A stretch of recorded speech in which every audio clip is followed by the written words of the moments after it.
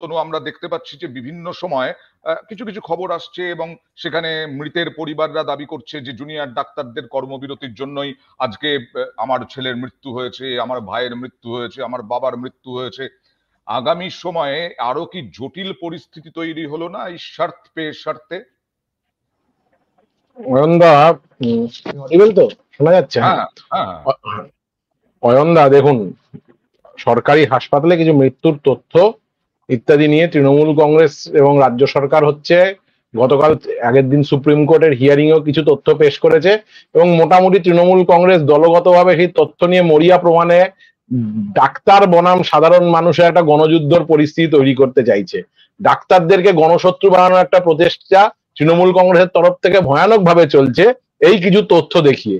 অনন্দা, এটা তো অস্বীকার করার জায়গা নেই যে খুব অনভিপ্রেত ঘটনা হলেও সরকারি হাসপাতাল, বেসরকারি হাসপাতাল, যে কোনো হাসপাতালেই যারা রোগীরা ভর্তি হয়েছেন তাদের মধ্যে 100% সুস্থ হয়ে বাড়ি ফিরবেন এটা তার বাড়ির লোক, এমনকি ডাক্তারবাবুরা চাইলেও সর্বক্ষেত্রে 100% মানুষ সুস্থ হয়ে বাড়ি ফিরতে পারেন না। বিভিন্ন কারণে হতে পারে, আমি সেই কারণ ইত্যাদিতে কি কারণ কি নাকি সেটা যাচ্ছি না, কিন্তু এটা ফ্যাক্ট, এটা সবাইকে মানতে। ওই কৃষ্ণদা বিজ্ঞানের কথা বলছেন, এটাই বিজ্ঞান। 100% মানুষ ভর্তি হলে 100% মানুষই বাড়ি ফিরতে পারেন না, ডাক্তারবাবুরা বা আমরা প্রত্যেকে, তাদের বাড়ির লোকরা, যারাই চাই না কেন। তাহলে এইটাকে দেখতে হবে যে সাধারণভাবে যে একটা নির্দিষ্ট ভাবে, এবং যেটা গতকাল ডাক্তারবাবুরা প্রেস মিটে বা প্রেসের সামনেও বলেছেন, বিভিন্ন তাদের অবস্থানের সময় থেকে বলেছেন, বিভিন্ন মিডিয়ার মাধ্যমে বলছেন যে আপনারা গত বছরের সংখ্যাগুলো দেখুন। গত বছর এই সময়, এই এক মাস মানে 9ই আগস্ট থেকে 9ই সেপ্টেম্বর, এই সময়ের মধ্যে কত মানুষ ডেঙ্গিতে মারা গেছিলেন, কত মানুষ কিসে মারা গেছিলেন। আর এই সময়ের মধ্যে এই বছর যেটাকে ফুলি ভাপিয়ে দেখানো হচ্ছে 23টা, সংখ্যাটা মানে যে কোনো কারোর, আমি যেটা প্রথমে বললাম, কেউ না চাইলেও এই মৃত্যুগুলো হয়, এটা তো কারোর হাত নেই এই মৃত্যুর উপরে। কিন্তু সেইটার জন্য একদমকে নির্দিষ্টভাবে ডাক্তারদের আন্দোলনকে চিহ্নিত করার মাধ্যমে তৃণমূল কংগ্রেস কোথাও ডাক্তারদেরকে গণশত্রুতে পরিণত করতে চাইছে, যাতে সাধারণ মানুষ যেভাবে ডাক্তারদের আন্দোলনে সমর্থন করছে সেই সমর্থনকে যাতে ভেঙে দেওয়া যেতে পারে। পরিবারের বাইট দেখিয়েছি, তৃণমূলের বাইট দেখায়নি। আমার প্রশ্ন হচ্ছে, এই শর্তের পর শর্তে ডাক্তাররাই কি পিছু হটে যাবেন না? এরপরে ব্যাকফুটে চলে যাবেন না সাধারণ মানুষের কাছে? ব্যাকফুটে যাওয়ার কোনো ব্যাপার নেই। দেখুন, প্রথমত হচ্ছে সমস্ত সরকারি হাসপাতালে পরিষেবা চলছে। জুনিয়র ডক্টরদের যাদের আন্দোলন চলছে, পিজিটি বা যাদের আন্দোলন চলছে, সেই অংশটা কটা হাসপাতালে আছে টোটাল সারা রাজ্যে আমাদের যা সরকারি হাসপাতাল আছে বা যে বেসরকারি হাসপাতাল তো বাদ দিন, বাকি যে সমস্ত হাসপাতাল, সরকারি হাসপাতাল যেগুলো হচ্ছে গ্রামাঞ্চলে যেগুলো ক্লিনিক গুলো আছে, সেগুলো তো জুনিয়র ডক্টর বলে বা কোনো এগুলো পোস্ট নেই, কাজে তাদের আন্দোলনও নেই। কাজে যে সংখ্যাটা আছে, যে 26টা মেডিকেল কলেজ হচ্ছে এই আন্দোলনের সঙ্গে জুনিয়র ডক্টররা জড়িত, সারা রাজ্যের যা মেডিকেল কলেজ তার মানে সারা রাজ্যের যা হসপিটাল, তার সঙ্গে সংখ্যাটা দেখুন, 93,000 ডাক্তারবাবু রয়েছেন, আর এই আন্দোলনে যুক্ত রয়েছেন 6 থেকে 7,000 ডাক্তারবাবু।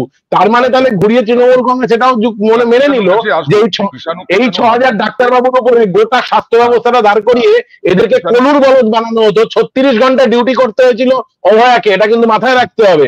এই অভয়া, যার নারকীয় হত্যার বা এবং ধর্ষণের প্রতিবাদে আন্দোলন চলছে, তাকে 36 ঘন্টা হচ্ছে টানা ডিউটি করতে হয়েছিল। তার মানে এই জুনিয়র ডাক্তারদেরকে কলেজে কলেজে মেডিকেল কলেজগুলোতে এই অপদার্থ স্বাস্থ্য দপ্তর কলুর বলদের মতো খাটাচ্ছে। আমি কৃষাণুর কাছে আসবো, তবে তার আগে একটু অরিন্দমকে দিয়ে ঘুরে আসবো। এই যে অতনু প্রশ্ন তুললো, অরিন্দম, 23 জনের মৃত্যু হয়েছে কর্মবিরতির জেরে, এই তথ্য তো কপিল সিব্বল দিয়েছেন প্রধান বিচারপতির ডিভিশন বেঞ্চে। আচ্ছা, এই ক্ষেত্রে আমি একটু বলি বিষয়টা ঠিক, মানে যে তথ্যটা সেদিনকে আমরা সকলেই মোটামুটি শুনেছিলাম, কারণ লাইভ সবাই দেখেছিলাম, 23 জনের মৃত্যু হয়েছিল বলা হয়েছে। যদি আমরা একটু অর্ডারটা দেখি, কারণ আমরা যেটা শুনেছি আর অর্ডারের মধ্যে আমরা সবসময় মিলিয়ে দেখাটা এটাই, মানে আইনের ছাত্র হিসেবে আমরা ক্রস চেক করে যদি দেখি, সেখানে 20 জনের তথ্য দেয়া আছে। আর দুটো বিষয় আমি বলতে চাই এই ক্ষেত্রে, 20 জনের যে তথ্যটা দেয়া আছে সেই তথ্যটা আমার কাছে গ্রহণযোগ্য মনে হয়নি আইনজীবী হিসেবে। কারণ হচ্ছে, আমরা জানি মিডিয়ার যে এভিডেন্স সেটা কিন্তু কোনো কোর্ট অফ লতে গ্রহণযোগ্য না।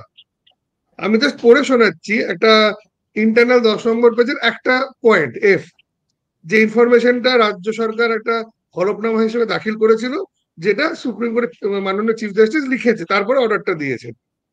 Further more, information regarding 20 cases of death due to the denial of treatment have been recorded, including different sources, including those reported in the media. তাহলে মিডিয়া রিপোর্টের ভিত্তিতে কি করে আজকে রাজ্য সরকারের হলফনামাটা দিল?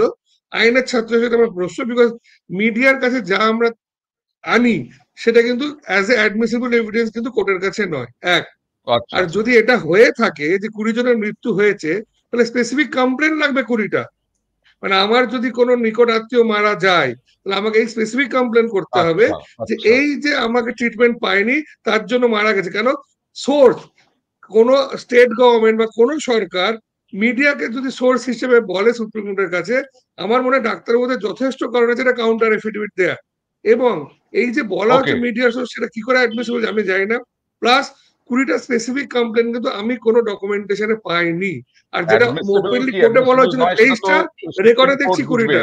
কিন্তু কৃষাণু, এই তথ্য হাওয়ার উপরে ভর করে দেওয়া হলো শুধুমাত্র মিডিয়া কভারেজের উপরে। না, প্রথম কথা হচ্ছে যেটা আগের কথাটা বলি, যে ডাক্তারবাবুদের কেউ গণশত্রু বানাচ্ছে না। যদি আমাদের রাজ্যের ইতিহাস দেখি, দেশের ইতিহাস দেখি, ডাক্তারবাবুদের গণশত্রু একমাত্র যারা বানিয়েছে তারা হচ্ছে অতনুদের পার্টি সিপিএম। যাই হোক, সেটা অন্য কথা। এই ক্ষেত্রে আমরা বলে রাখি যে আমাদের যেটা বক্তব্য সেটা না মানলেও হবে, কোনো অসুবিধা নেই তো। কিন্তু পেশেন্টের বাবা, পেশেন্টের মা, পেশেন্ট পার্টি যারা যারা আছে, তারা যদি এটা দাবি করেন যে আমরা বিনা অ্যাটেন্ডেন্সের জন্য, মানে আমার রোগীকে ডাক্তারের অভাবে চিকিৎসার পরিষেবা দেওয়া গেল না, তার জন্য তাকে মৃত্যুবরণ করতে হলো, তাহলে তো সেটা আগের বছরের কি রেকর্ড ছিল বা যেই বিজ্ঞানটা অতনু বলার চেষ্টা করছে তার সাথে দুটো তো এক নয়। চিকিৎসা করতে গিয়ে আচ্ছা, মানা হয়, যেরকম আমরা তো এটাই জানি, যেটা অতনু বলছে যে জাস্টিস এক্ষুনি দরকার। অতনু একটা হ্যাঁ, প্রমাণ করে দেখাক, একটা আমাকে রেপ মার্ডারের একটা উদাহরণ দেখাক যে 2 দিনের মধ্যে, 4 দিনের মধ্যে বা 2 মাসের মধ্যে জাস্টিস এসছে। একটা তোমার উদাহরণ দেখাক। মুখ্যমন্ত্রী 7 দিন বলতে আমরা গেল কেন? সকলে, আরে তুমি যেটা জানো তোমার মুখ্যমন্ত্রী জানে না। তোমার মুখ্যমন্ত্রী তো বললো আমি 7 দিনে ফাঁসি দিয়ে দেবো। আড়াল নিও না। আরে তোমার মুখ্যমন্ত্রী কি মিথ্যে কথা বলেছে না অবুঝ কোনটা? না তুমি কোনটা বলতে চাইছো? আরে তুমি কোনটা বলতে চাইছো? আরে অতনু তো না জানে না, অতনু দুদিনে জাস্টিস চেয়েছে, অতনু কিছু জানে না। তোমার মুখ্যমন্ত্রী বললো কেন আমি 7 দিনে ফাঁসি দিয়ে দিতাম? ঠিক আছে, মুখ্যমন্ত্রী অবুঝ না নির্বোধ? তোমার কোন অতনু, ধারণা? নাকি মিথ্যাবাদী? মুখ্যমন্ত্রীর বক্তব্যের তুমি কি বলতে চাও মুখ্যমন্ত্রী মিথ্যাবাদী? তুমি বলতে চাইছো? ওকে অতনু, মুখ্যমন্ত্রীর তুমি প্রেক্ষিতটা অস্বীকার করলে হবে না না, এখানে। তুমি মুখ্যমন্ত্রীকে মিথ্যাবাদী বলছো কি? মুখ্যমন্ত্রী মিডিয়া, বলেছেন আমি 7 দিনের মধ্যে ফাঁসি দিয়ে দিতাম আমার হাতে থাকলে। তোমাকে আটকাইনি, তাহলে আমি তোমাকে আটকাতে পারতাম। প্লিজ বিষয়টা প্লিজ। হচ্ছে মুখ্যমন্ত্রীর বক্তব্যের প্রেক্ষিতটাও জানতে হবে। এবং এই যে আমার এক্ষুনি জাস্টিস লাগবে এবং বিভিন্ন তথ্য, যুক্তি, কুযুক্তি এবং মিথ্যার আশ্রয় নেওয়া, এটা তো মিডিয়াকেই ব্যবহার করা হয়েছে। এবং আগের দিন আমরা তো এখন মিডিয়ার দোষ। শুনলাম যে দয়া করে সোশ্যাল মিডিয়ার আশ্রয় নিয়ে এখানে তথ্য দেবেন না। অনেক বাদী বিবাদী অধিবক্তাকে দেখলাম, তারা ওইখানে মিডিয়াকে কোট করে সেখানে নিজের রিপ্রেজেন্টেশন বা সেখানে নিজের পক্ষ তুলে ধরছিলেন। ওকে, তাহলে এটা তো পুরো মিডিয়া ভিত্তিকই হচ্ছে। আপনি আচ্ছা, সুবিধাতে মিডিয়া নেবেন, আবার নিজের বিপদে বলবেন না মিডিয়া গ্রাহ্য নয়। আপনি সুবিধাতে মানুষকে কোট করবেন, মানুষের আশ্রয় নেবেন, আবার বলবে এটা মাঝে। আপনি ওকে, জাস্টিসটা তৎক্ষণাৎ চান, চিকিৎসাটা আবার বিজ্ঞানের অজুহাত দেবেন। আপনি অমুকে বিজ্ঞানে যাবেন, এখানে আপনার দাবিটা আচ্ছা, বেশ আমি বললে সেটা জাস্টিস, বিরোধী দলনেতা, আমার দাবির বাইরে সব ইনজাস্টিস। এই বিরোধী মানসিকতা দলনেতা তো চলতে শুভেন্দু পারে। অধিকারী, বিরোধী দলনেতা শুভেন্দু অধিকারী আজকে হুঁশিয়ারি দিলেন এইভাবে স্বাস্থ্য ভবনের সামনে বসে থাকলে হবে না, আর একে আরো বেশি গণ আন্দোলনে পরিণত করতে হবে। তিনি বলছেন আমরা ওদের সঙ্গে নেই মানে রাজনীতি করছি না আমরা, কিন্তু এটাকে গণ আন্দোলন হিসেবে নিতে হবে। শুভেন্দু অধিকারী বিরোধী দলনেতা কি বললেন একবার শোনাবো ভালো করে, তারপরে অমলেন্দু বাবুর কাছে আসবো। সরকার এই নিরামিষ আন্দোলনে চাপে পড়ে না। নড়াতে যদি হয় মমতা ব্যানার্জিকে, ওই 27 তারিখের মতো নড়াতে হবে। এসব করে কিছু হবে না, কোনো অনুভূতি নেই। আপনি বসে থাকুন না 7 দিন স্বাস্থ্য ভবনের সামনে, বয়ে গেছে। কার কি হয়েছে ও জানি আমরা কি করতে হয়, তার প্রস্তুতি চলছে। আমি ধৈর্য রাখতে বলবো বাঙালিকে। ভয় একদিনই পেয়েছিল, ভয় এখনো আছে, আর কি করতে হয় আমরা জানি। দুটো সফল গণ আন্দোলনে আমি নেতা বলবো না, সমন্বয়ক ছিলাম। একটা নন্দীগ্রাম আর একটা জঙ্গলমহল, নেতাই এবং তাকে কেন্দ্র করে। অর্থাৎ আমার কিছু এক্সপিরিয়েন্স আছে, সেটা আমি আমার সহকর্মীদের নিয়ে ব্যবহার করব। মুখ্যমন্ত্রী বারবার উস্কানিমূলক ইন্ধন যোগানোর কথা বলছেন, অভিযোগ করছেন, এটাও কি সেই রকম ভাবে দেখবে না তৃণমূল? আবার বিরোধীরা তৃণমূল আপনাদের বিরোধীরা আবার সোচ্চার হবে না? দেখুন অয়নদা, যদি আজকে বিরোধী দলনেতার আন্দোলনের কথা বলা হয়, তাহলে আন্দোলন বিরোধী দলনেতার যে কথা সেটা আজকে পশ্চিমবঙ্গের সমগ্র আজকে 8 থেকে 80 পশ্চিমবঙ্গের সমস্ত মানুষ রাজনৈতিকভাবে এবং রাজনৈতিকভাবে বিজেপি শ্যামবাজারে প্রথম এবং বিগত কয়েকদিন ধরে 29শে আগস্ট থেকে ধর্মতলায় কন্টিনিউ আমরা আমাদের প্রতিবাদ জানিয়ে যাচ্ছি এবং বিভিন্নভাবে রাজনৈতিক কর্মসূচির মাধ্যমে বিডিও অফিস ঘেরাও, ডিএম অফিসের সামনে বিক্ষোভ। আর আজকে অরাজনৈতিক ভাবে পশ্চিমবঙ্গের মানুষ বুঝিয়ে দিয়েছেন যে মানুষ যদি জাগৃত হন বা মানুষ যদি মনে করেন যেটা প্রতিবাদ করা উচিত, তাহলে কোনো শাসকের রক্তচক্ষু সেখানে ছোট হয়ে যায়। আর আজকে ডাক্তারবাবুদের যে আন্দোলনকে ছোট করে দেখানো হচ্ছে সেটা তো বাস্তব কথা। তার সাথে আজকে ভরতপুরের যে এমএলএ ডাক্তারবাবুদেরকে যে বকলমে হুঁশিয়ারি দিয়েছেন, যিনি কিছুদিন আগে আমাদের বিধায়কদের মেরে উল্টো ভাবে ঝুলিয়ে দেওয়ার হুঁশিয়ারি দিয়েছিলেন, কিছুদিন আগে বলেছিলেন মুর্শিদাবাদে এক বিশেষ সম্প্রদায়ের মানুষ 70% আর হিন্দুরা 30%, হিন্দুদেরকে মুর্শিদাবাদ ছাড়া করিয়ে দেবেন। সেই ভরতপুরের বিধায়কের বিরুদ্ধে পুলিশ কেন কোনোদিন সুমোটো কেস করছে না বা মাননীয় মুখ্যমন্ত্রী কেন কিছু করছে ব্যবস্থা নিচ্ছেন না? তার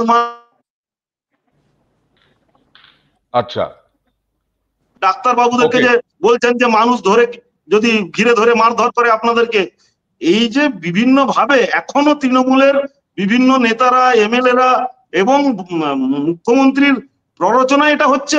আপনারা জানেন তাদের এই মারধরের নীতি, একটা কথা বলেন না, আজকে ডায়মন্ড হারবার মডেল তারা বলে, ডায়মন্ড হারবারে আপনারা জানেন একটা একই পস্কো কেস মানে একই নির্যাতন, পস্কো মানে একই কেস, অভয়ের মতন একই কেসের জাজমেন্ট মানে তার ফেভারে হয়নি বলে যেখানে জাজরা থাকেন তাদের কোয়ার্টারে গিয়ে হামলা করছে। ডায়মন্ড হারবার মডেল এটাই হচ্ছে পশ্চিমবঙ্গের তৃণমূলের মডেল। এর তীব্র প্রতিবাদ জানাই অন্দা। না, এখন বিজেপির মুখে পক্সো শুনছিলাম, তো পক্সো ডায়মন্ড হারবারে, আমার মুখে নয়, ডায়মন্ড হারবারে বলুন, ডায়মন্ড হারবারে আপনার বলার সময় কৃষ্ণু বলেনি, আমরা সোশ্যাল পেজে যেহেতু করছি সবাই একসঙ্গে বললে পরে অসুবিধা হয়। বিষয়টা হচ্ছে বিজেপির সর্বোচ্চ নীতি নির্ধারণ যে কমিটি, তার নাম হচ্ছে পার্লামেন্টারি বোর্ড। সেই পার্লামেন্টারি বোর্ডের তাদের সর্বোচ্চ নেতৃত্বের অন্যতম নেতার নাম হচ্ছে ইয়েডিউরাপ্পা।